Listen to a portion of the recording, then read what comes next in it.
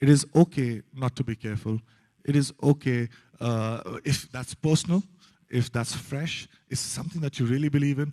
It's okay to be understood to be something, probably like uh, in physics, we are told that this is the first law, this is the second law. In mathematics, this is the right answer.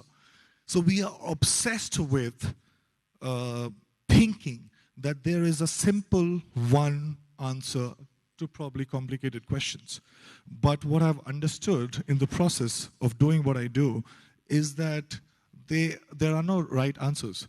There are only ways of seeing. And it might not be my way of seeing could not be your way of seeing, but that's fine. We should be okay with this difference of looking at the same thing differently, and then probably collaborate and explore together. But yeah, I'm okay to be wrong. Okay. It's well said, Sushant. So, moving on with this strand of literally seeking discomfort, you moved from being a dancer at IFA and being part of Shamak Davar's troupe to getting this really big role. I haven't seen you, but I know many people who've been absolutely, like they saw you on TV and they said, okay, this boy has it. In Pavitra Rishta, you were doing really well, earning a lot of money, all the things that you were talking about. The future had arrived in the present. And while you were enjoying that, you suddenly decided to chuck it up and move yet again to newer pastures. What was that? Now you were already doing something you liked. You were already projecting other characters. What was the new restlessness that took over and made you leave all of that as well? It's the same thing. I'm a very selfish guy, also a very selfish actor. So what I thought was, okay, I'm not being... and you had girls in television. Oh, yes, you bet. So for a few weeks, I was like really happy. I was like, okay, I need to be very excited, although I was not, because I was getting very quickly used to everything that I had. Like we have discussed what are the things. But now what we do, generally, the tendency is to change the context. Now that after that point of inflection, that I have that much money that I don't have to think about money, and that sort of acknowledgement where people who you don't know you become okay with that fact, and those things stop giving you any high. So what you do is you quickly change your context, and you're like, okay, these are the people who are in top 1%, and I think in the same category, and let me now prove them that I am the best. But what you are doing actually is probably holding on to what you think is right, and you're being a better repetition. That's it. And you're being obsessed with those events in which you can prove these people that you're better. But that's not a very great state to be in. Like somebody said that even at the end of the day, when you win a rat race, you're still a rat. So we quickly change the context, and ignoring the fact that there are so many parameters that are not there in your hand, but probably those will support you in one event, those won't support you in one. And if I'm judging myself according to that, I will be incessantly confused and fidgety in order to prove a point. I got to know that I'm not in control. When I was studying, I was like, okay, I just need to remember the laws. I just need to remember the formulas. And when they ask me, it's very simple. It's like they take a test on just two things. One is my comprehension. Two, how much I can retain. And three, in a stipulated time, how much information I can come up with and try to make sense. These things are very simple things. But when you're actually there and you're doing something like performing arts, what you find that, okay, now you're in top 1%. Now those things are not the differentiators. No matter you... Just hold on, Sushant. Can all of you hear clearly? Because I have a lot of reverberation on the stage. Can you hear? Okay, sorry. And Sushant, feel free to speak to the audience because I don't want to hog your entire gaze. All right, so I'm still shy.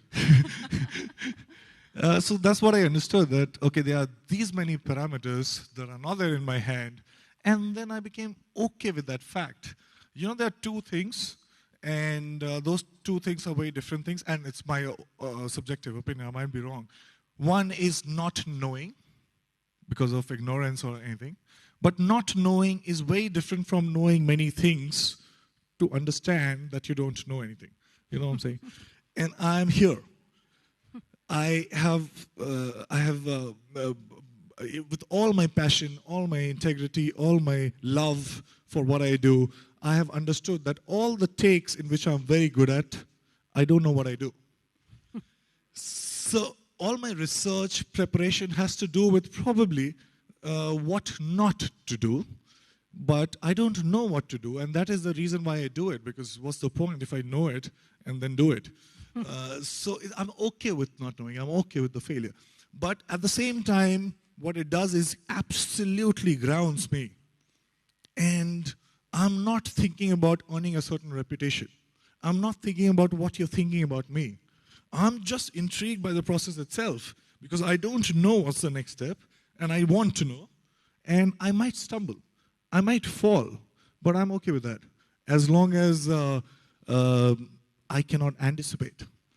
So, Sushant, you spoke about in your childhood and through your growing up years, in the beginning, that money was a great determinant. But now you seem to have moved past that. So is that because your bank balance finally looks robust? And are you able to buy everything you want? What is that inflection point at which money stopped meaning anything to you? I don't know how much money I have. I'll be extremely honest to you. Not because Such an ocean? And not what because the hell? not because that I have a lot of it. But very early, I realized that, okay, I can not think about what's going to happen tomorrow. Not that I was thinking about what's going to happen tomorrow. I'll be extremely honest with you. When I dropped out from my college and I went to Bombay, I used to stay with 6 guys in one-room kitchen, and we were continuously thinking about what to do so that we can stay together. You know what I'm saying? So I would give tuitions to people, probably, and earn money. But that's being with those 6 guys in those one-room kitchen, not knowing what's going to happen, was such an exciting phase to be in, that with all the money I have, all the acceptance, acknowledgement I have, I can be at par with that. I cannot exceed that. So I'm fearless. No matter what happens, my films don't do well, and I know that I'm just one of the many, many parameters.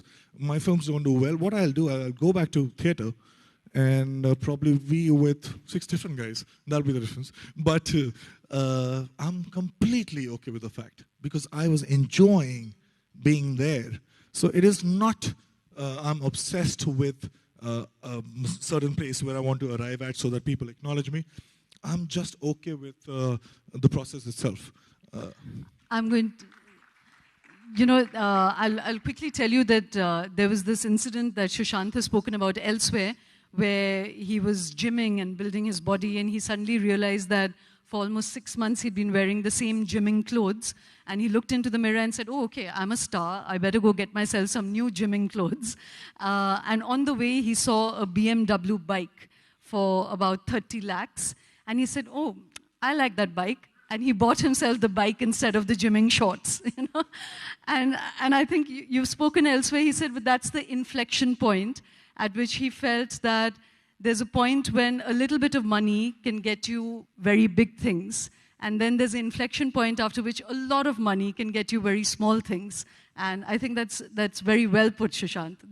True. And it's not that it's something that I want to believe in. It's not that because of certain reputation I want to have, and I want you to think that I'm humble or probably good, whatever, that I want to say that. I have experienced it in my life. For somebody like me, you know what, money was... I wanted to go to this international university and study. I really wanted to go there. And I was good at it. And at that point of time, I realized that, okay, I can't go there because I don't have a certain thing which I cannot possibly earn at that point of time. It was a eureka moment, you know. And I was like, okay, this must be very important. So I know the importance of money. I'm not saying that money is not important. Of course it is important till a point, because it buys you... And it moves a lot when you don't have it. But after you have it, a lot of money buys you just a little. And just creating that illusion that, okay, I have much more money than you, and hence I should be happy, and then pretending to be like that, it doesn't make you happy. So this thing, I was just aware, and because I was curious, I thought there is something wrong with me.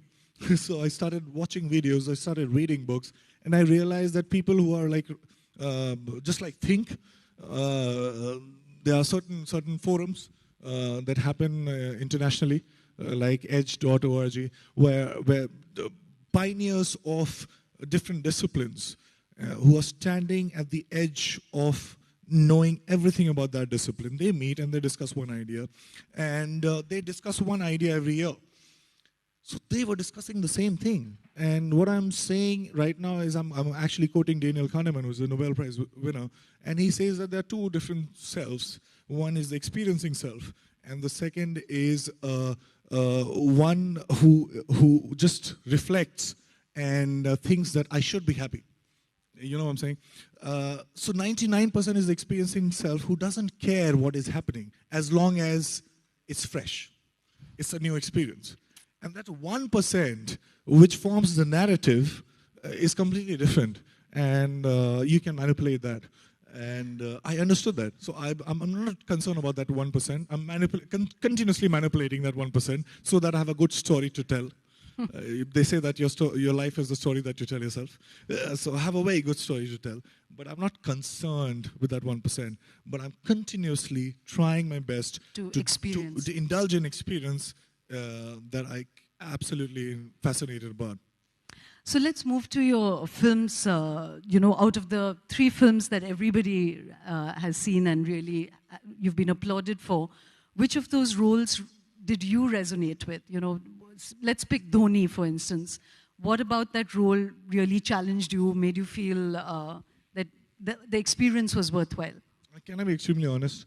I have read all the books on acting, and all the books on acting, and there are several different technical aspects and the terms that I can use, and I can say that, okay, these are things that I'm really work on, and those are things that matter. But ultimately what happens is everything that I know theoretically and everything that I do, they don't relate.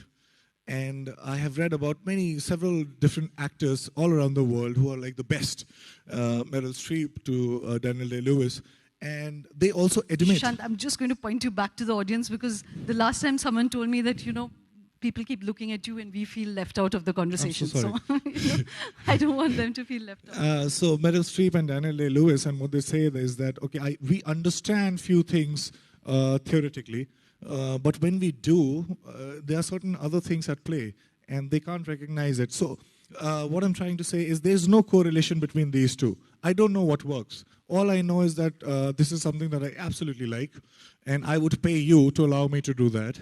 And thankfully, I'm getting paid for it, and a lot. So I'm not... But I read somewhere that you said that finally when you saw the film Dhoni, even you clapped yourself on the back and said, okay, I've done something. So tell us why you felt that sense of achievement. It has to do with whenever I'm performing, I don't see the monitor. The monitor is where the director checks the take, and you can see yourself performing. So I don't have a reference of how I'm performing throughout the process of filmmaking. So what happens is that's a completely different experience. And when you're called for dubbing of the film, you're watching yourself behaving in a certain way that you never planned, because that's how I work.